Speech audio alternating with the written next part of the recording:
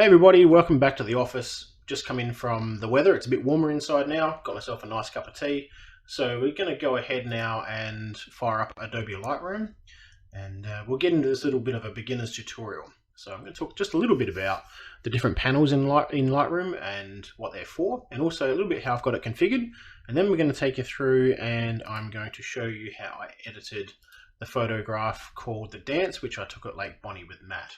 So before we get into that, let's just talk about some of the panels within Lightroom. So when I say panels, what am I referring to? If you look across the top here on the right hand side, you've got Library, Develop, Map, Book, Slideshow, Print, and Web.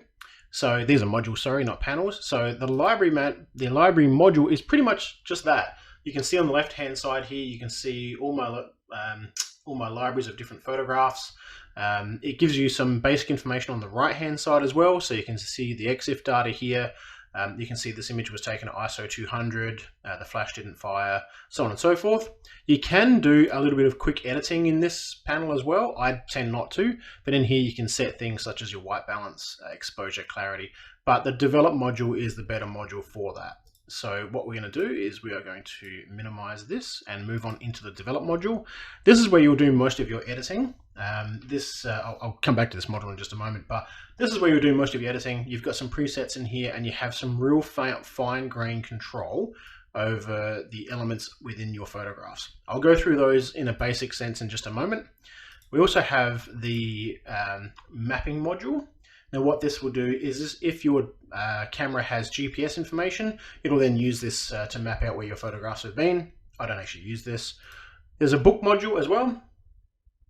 This book module helps you if you're looking to put together a photo book. You can undertake its outlays here. I don't use this personally.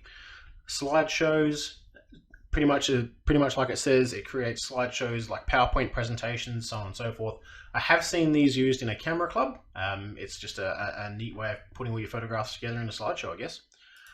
The print module as well, I use this one quite a bit. I haven't set this up. I've had to rebuild my computer lately, so I didn't get a chance to set this one up. But this is the module you would use if you're going to print out your images like I have. If you're on Facebook, you would have seen me printing out the dance on my Canon Pro 10S A3 Plus printer. So this is where I go to do that. There's also a web component if you want to build yourself some web pages. I've never actually done this myself, so I don't know how this works. And there's a new feature called Cloud, and this allows you to connect to your cloud storage and do some collaboration, I guess, if you've got other accounts. So that's kind of the modules across the top, and what each one of them does briefly is very, very brief. I personally don't use a lot of them. I mainly use, the main one I use is Develop. Library is one that I kind of sort of use every now and then. It's good for your exporting. That's where you do all your exporting of your photos to JPEG or whatever. And on export, you can apply things like your watermark. You can resize for different audience types. So if you're looking at web or print, you can do that there as well. But the develop module is the module that I use the most, clearly, because that's where I do most of my editing. So we're going to jump into that one. Okay, so this is the dance. This is the photograph that I took at Lake Bonny a few weeks back with Matt. There's two versions of it here. You can see there's the completed version at the end, and then obviously the raw straight out of camera image as well. So just going to give you a little bit about how things have got set up. I'm going to minimize this panel on the left hand side here. This is where you can have all your presets and snapshots. I don't use those. The history one is actually quite interesting. It's a little bit like Photoshop. So as you go through and make your edits, you'll see that this history keeps building upon, which means you can jump back to a certain point in an edit as well. So one of the beautiful things about Lightroom is known as a non-destructive editing tool. So what that means is any edits that you are doing to your photograph aren't actually altering the raw file that you have. It's basically a database that keeps note of all the tweaks that you make, and it's only when you export that photo does it apply those actual changes and then create you a new file. So non-destructive never actually goes after the original file, which is really good. And then you've got some collection information down the bottom, which is from your library, but I don't really use that either. So I'm just going to minimize this panel so I can maximize the screen that everyone can see. You'll notice in the background of my Lightroom, the way I've got it configured is on a light gray background. The reason for this is if you use a darker background, your images will appear darker. And what that means is you're going to then not overexpose, but make things a lot brighter. And that's really good for screen. It's not so good for print. So the way I've made that change is if you just come into the anywhere in this background and you right click, you'll see there's a background color, and you can change between white, you can change between light gray, medium gray. You can see this is getting darker, dark gray, and then black. Okay, so I like to use mine in light gray. It just helps with that visual effect for printing. Okay, so that's how I've set my background. The other thing you've got down the bottom here, obviously the little bit of a film strip. If you want to make an alteration to your photograph without really touching the original one, you can right click on this and you can say create virtual copy, and that's going to create a virtual copy of your photograph that you can go ahead and edit. So let's jump into this. We'll talk about the panel on the right hand side. At the very top we've got our histogram. There's a really cool tip with this histogram, and it's these little arrows just here. Okay, so what this talks about is if you turn these on, nothing actually changes on the image, but I'll show you something in just a moment. And if I turn the other one on, this is your shadows and this is your highlights. If I turn this one on, you still can't see anything. But just for the sake of demonstration, if I grab my exposure slider here and I turn it to the right, you can see that red coming through. And what that's saying is that is completely blown out. There's no image data in there, there's nothing at all. It's just pure white, and that's what you don't want to do. So when you're editing, these little tools are really good to show you how far you can push things before you just absolutely start destroying your image. So I'm going to reset that back to normal now. We'll leave those on. Sorry, the dark one also, if I just underexpose that, you can see the blue highlights are coming through. So that's this little, if I turn that off and turn that back on, again, completely black, no image data whatsoever. So that's a really good visual way of making sure that you're editing within the parameters of your photograph and not actually just destroying things. All right, so at the very top, we've got our histogram. Then you've got this little bar below. This allows you to do some of your cropping. You've got your spot removal tool. We're going to use that coming up shortly. We've got red eye reduction. So if you've ever taken a photograph with someone with a flash, you'll notice they've got red eyes. If they do have red eyes, you can click on this button. It will turn them back to normal again. And then you have this masking tool. This is new to the newer versions of I'm using Lightroom Classic here, not Lightroom Online. Before it used to have like gradient filter and all those types of things. They are still here, but now they're done in masks. So I'll come back to that in just a moment. You've got your color space. So here you can see this photograph's in color. You can quickly convert it to black and white just by clicking of a button to see what it looks like. So coming back, your color profile, Adobe Color in this case. We've got some temperature settings here. So temperature talks about the color of the light. So if I grab this slider and move it towards the blue, you'll see it really starts to cool that image down. If I take the slider and move it to the right, it really starts to warm this image up. So you can do these little adjustments as you go. Yeah, just add a little tweak. You can see I've kind of got this a little bit on the cool side. That's how I wanted the image to show, or this is actually the raw file, so it's probably not how it turned out in the final image, but you can see here shot a little bit on the cool side. You also have a tint, so you can add a bit more purple to it, or you can add a bit more green. You can completely overdo it if you want to, if that's your so desire, but not for me. Then you start going through your exposure, your contrast. So your exposure is obviously how bright your photograph's going to be or how dark your photograph's going to be. The contrast is really going to do things like if you watch the sky here, as I drag this to the right, it'll add some real drama, starting to really pull out those blacks and whites. Your highlights, this is anywhere where you've got obviously a white point. You can either increase or decrease. So a lot of people will open these up or close these down depending on what they're trying to achieve.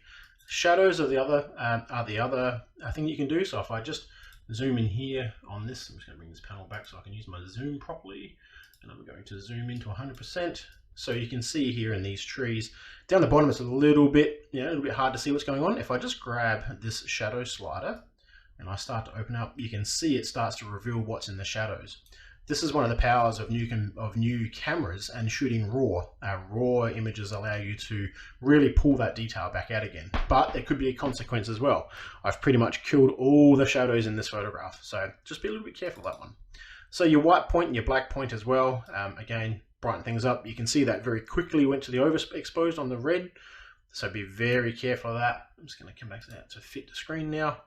and then your black point as well. These will very quickly change things. You can see that I'm starting to really crush those blacks as I move through. So I'll reset these back to normal. Texture, I don't really use that one, to be honest. Clarity I use, again, if I just zoom back in again to 100% and I drag this clarity slider up, you will start to see the, I guess it's the clarity in those trees. It's a bit like sharpening, I guess. So just be a little bit careful of that, don't overdo it. Dehaze too will also help clarify a few things, increases your contrast a bit more. Your vibrance, how vibrant your photograph's going to be color-wise, you can see I can warm that right up. Or your saturation, so I can make that very, very saturated, and if I come back out to fit screen, you can see those trees really glow orange and the purples in the sky really come through. Or if I desaturate this photograph, it'll actually turn black and white, so we're taking all the color out. So that's kind of just the basics of editing. We also get into some lens correction. There's what's called the HSL panel, color grading, your effects and calibration, not collaboration. Good on you, John. All right, so one thing about Adobe Lightroom is it's constructed in a way that you work from the top down. So what that means is on this right-hand panel, you start tweaking with the things pretty much from the top down. So is your temperature okay? All right, do you think that's okay? Do I want this a little bit warmer? So I might warm this up just a little bit. So now, there's another notion in Lightroom too, where we talk about editing locally, or basically editing across the entire photograph. So by editing across the entire photograph, I'm affecting the temperature of everything in this photograph. Some of the masking tools I'll show you in just a moment will allow you to just selectively choose things, and then you can just alter those. So that's then editing locally. It's far less destructive, but just takes a little bit more time. So I'm going to warm this photograph up a little bit. I'm not going to apply any tint to it, so I like where it is. Exposure wise, if I look at my histogram, I'm not too bad. I might just try and bring that back a little bit. You can see that the highlights are coming down a little bit, and then I'm not going to clip them. So bring those down. Shadows, I am going to open them up a little bit, just to open up those trees. Whites and blacks I'm going to leave. Now, with clarity sliders, just a little bit. Now, you probably can't see much of that. The other tip I've got here is, you've noticed I've hit that slider. I'm going to ramp that right up. If you do it too much and you're having a little bit of trouble getting back to where you want to be, if you come back to where it says clarity or any one of these little titles and you double click them, right, it'll actually reset the slider back to 0. So there's a little tip for you. So grabbing the clarity slider and just dragging that across a little bit, I'm just eyeballing it. I can see the trees changing myself, so they're not too bad. It's where I want them to be. Dehaze is fine. I'm going to add a little bit of vibrance to this photograph. Just come back out again. All right. And I'm going to leave saturation where it is. Now, this is probably not so much the basics, but I'm going to show you something in the calibration settings. All right. I saw this on YouTube. I don't know why it works this way, but it works really, really well. What I want to do is add a bit of warmth to this photograph, and not using the temperature slider to do that.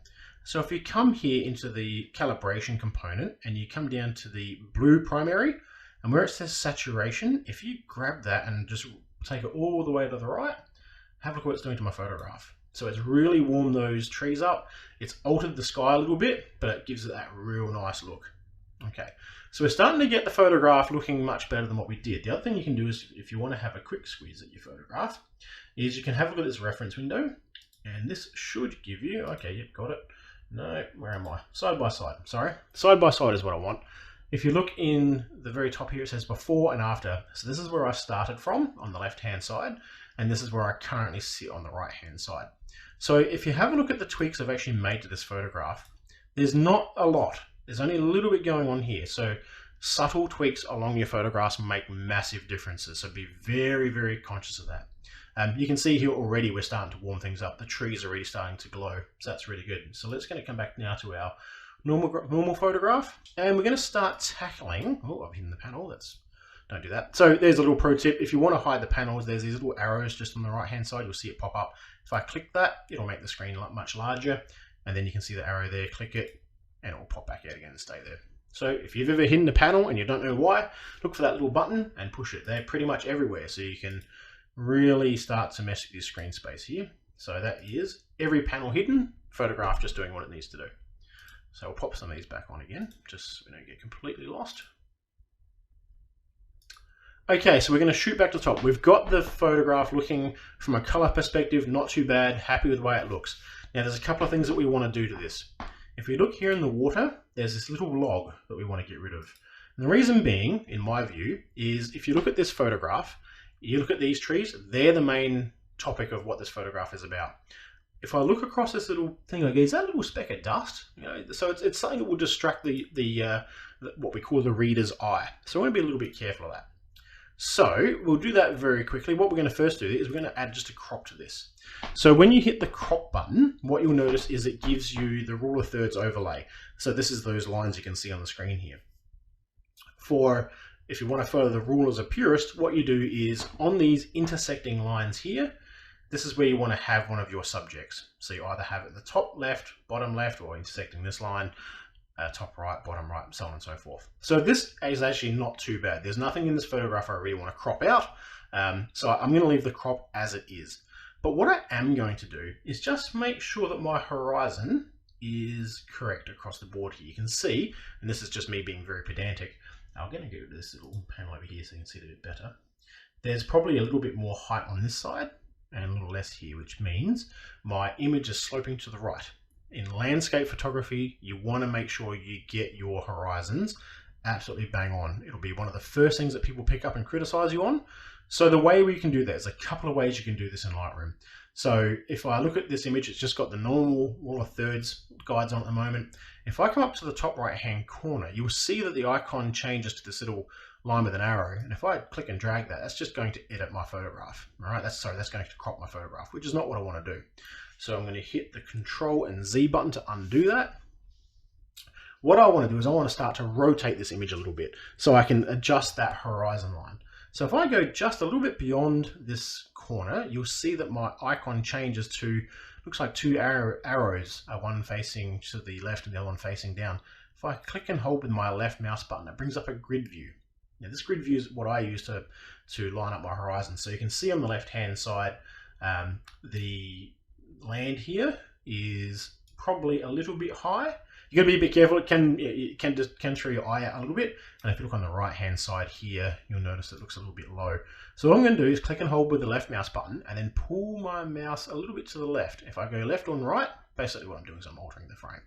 So we'll do that a little less sharply. And I'm just going to eyeball where I think they kind of sit in the middle of each one of those squares. So it's only a very small crop.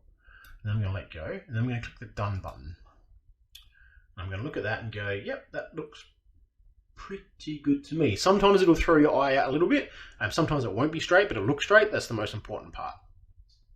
So I'm going to hit Control Z on the keyboard now to undo that action, which is going to put us back. You see that change just a little bit.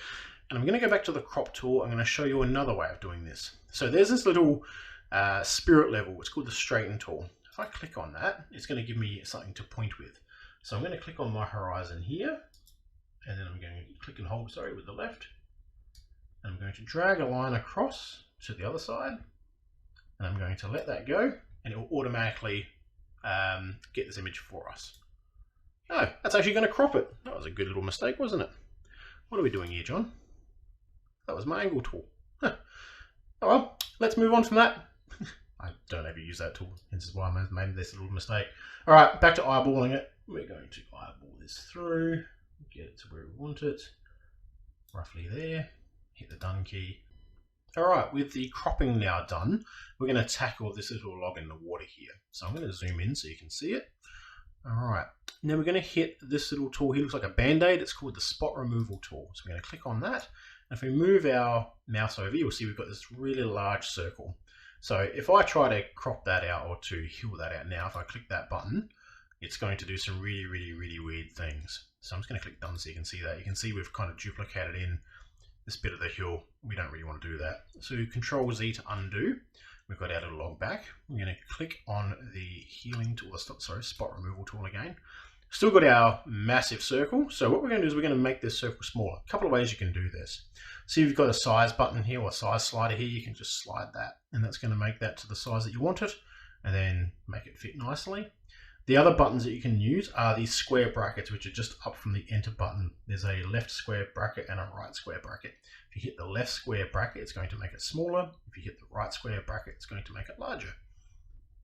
So we go over our target object here. Make sure you can see there's a little bit of a shadow in the water here as well. Make sure you get that as well. So we're going to click on that, and what Lightroom's going to do is take a sample from it and go, yep, this is probably the best match. So if you look at this, and sometimes Lightroom will do weird things, like it will do this. All right, so you can see what I've just done there is this little circle, which is this sample circle. It's got a hand in it now. If I click and hold with the left mouse button and just drag it down to an area close to where I've made that little spot here, I guess, and let go, you'll see that it's much, much nicer. Click the done button, and look at that. You can't even see it. Wouldn't even know it was there. All right, so we zoom back out. We've cleaned up our image. Now I'm going to give you one other little tip for today, and that is, this is the basic plus, I guess. We're going to move here to the mask tool. This is a really cool little feature I found. This is in one of the newer versions of Lightroom. So one thing I've seen, I used to be a photographic judge, and one thing that used to bother me was when people would edit their photographs, particularly when you've got photographs like this where you've got trees that kind of, they break the horizon, go into the sky. And what people want to do is they want to bring down the sky, they want to make it a bit more dramatic by adding heaps of contrast to it. So there's a couple of ways they do that. They either grab a paintbrush and they start painting in the sky, but they can't really get too close to these trees. So if I just grab the brush here for argument's sake, and I'll just do this very quickly. Again, you can see I've got this little circle thing. You can see there's actually two circles here, an inner circle and an outer circle. The outer circle is where the feather, so how the brush starts to fade off, that's where that is. And you can see that, I can make this size, again, using the square brackets, making the left square bracket to make it smaller, right square bracket to make it bigger. All right, and what people will do is they go, all right, I need to make sure this sky is going to be selected. So holding the left mouse button, they'll grab the mouse and they'll come along, and I'm painting in this sky. And then I get to this tree, I'm like, oh, what am I going to do? So I come around the tree like this, and then we try it back to the horizon, and good, and we're going to paint the rest of this sky. All right, and then we've got this. Okay, cool. This is where we go. Now you can see, hopefully on the screen, that down here there's actually red. Right. So this, what this red overlay is doing, is just showing you basically what I've selected. Okay. So you go, oh, there's a bit of red there, what do? Now, pro tip on this tool is if you hold the Alt key down and just hold it down with your mouse, you'll see it goes, if you look at the center, it goes from a positive to a negative. So negative means I'm going to take that away. I'm just going to take this a little bit away. I'm going to use the feather edge, which is the outer edge of this circle, and I'm just going to slide across and start deleting some of that. You can see the red going away there. All right, good, that's going to clean up my line. But this is what people do. And I deliberately left this red down the bottom here just so I can show you. So I'm going to turn the overlay off, and then people go, all right, I need to make this sky a bit more contrasty, I want a bit more pop. Okay, so what we're going to do is we're going to lower the exposure of it and just give it a little bit more. Yep, that's looking a bit more gloomy. It's looking good. And then we're going to grab the contrast. We're going to ram the contrast up. Maybe bring the skies down. And then if you look, if I do this dramatically, you can start to see that there's a real halo around those trees, and it looks bloody horrible. So a bit of that, and we're going to bring in a little bit of this and bring up a bit of clarity, and you just start to get this real awful look around your photograph. So be careful of the brush tool. Now, this is how Lightroom has overcome this. What I'm going to do is I'm going to select this little hamburger menu next to the mask, and I'm going to click delete all masks, which is going to reset my photograph back to where it used to be. There's this really cool new feature called Select Sky. Okay, so I'm going to click this button, and it's going to go away and start detecting the sky. Okay, now what we've got, as you can see, we've got a red overlay again. This has now made a selection of our sky colors. Now if I look carefully, and if I hold down the control button and hit plus, it should let me zoom. Do it again, and I can't move the thing across. It actually hasn't selected our trees, which is really good. So what that means is we come back out, so using the control minus key, oh, it's not going to let me do it. So let's go fit. Okay, that's better. So to zoom in and out of your pictures, hold the control key down, plus to zoom in, minus to zoom out. All right, we're going to turn our overlay off, and if we want to get that dramatic sky again, we're going to bring down a little bit of exposure, ramp up the contrast, might drop a few highlights, and then we're going to add some clarity to the sky, maybe a little bit dehaze. Ooh, that's a bit too much dehaze. Double click, get rid of it. Okay, cool. So using that selection, you can see, if you look up here in the mask area, you can just start to see the trees popping into that white area. It's a little bit of a black furry thing. So that's a really cool feature in the new versions of Lightroom, just to let you select your skies. It's not perfect. It's not like using layers in Photoshop, but it's pretty good. If you just edit your skies subtly, you won't get that haloing effect. The old way that people used to select their skies is if I just delete these masks again and again into the masks and then use the linear gradient tool. So this is pretty much having a digital effect, or it's like digitally applying a graduated neutral density filter. So here again, if you come to the top of your photograph, you can see I've got a cross here. Click and hold with the left mouse button and then pull down. Now if you look at it, you can see I'm a bit wonky donkey as I come down. I can free move where I want this thing to be. All right, if you want to make this straight, hold the shift key down, and if I've got the shift key held now, if I move my mouse left and right, it's either going to be one side of the photograph or the top. There's no kind of in this little bit between. So hold the shift key, drag it down, all right, until you get the sky where you want it to be. But again, the problem with this is it started to select my tree. So any changes that I make to my photograph are actually going to alter my tree as well. So that's why the sky selection tool is probably the best option for this. So that is, I'm going to remove that mask. All right. So that is pretty much the edited photograph. We've been through how we can use the spot heal tool, all the different little sliders in the basic editing. This is the basics of editing. It is worthwhile getting in there. The other thing is with Lightroom, there's no magic formula. There's no, oh, you must move your exposure by 0.1 or 0.3 or 1 or whatever it is. There's no highlight adjustment, which is the best way of doing it. It's just what you've got to eyeball it and see what's best. My biggest suggestion is just take it easy. Don't go over the top with it, and watch for things like these trees. And if you've got photographs like this where you've broken the horizon, just be careful when you're doing your editing that you're not, going to re-edit or edit over parts you don't want to. So I will give you one little tip. We're not at the end just yet. I'm going to come back into the brush tool. This is actually a really cool tip. So I'm going to bring this panel back up and I'm going to zoom back into 100%. I'll get rid of this for now. Just going to remove this. Go away. Nope, wrong button. Histogram. Okay, go away. So I got my hand tool, that's what I want it back. So if I move this photograph, what I'm doing with the hand tool is just clicking and holding with the left mouse button. Click, hold, and then drag. All right.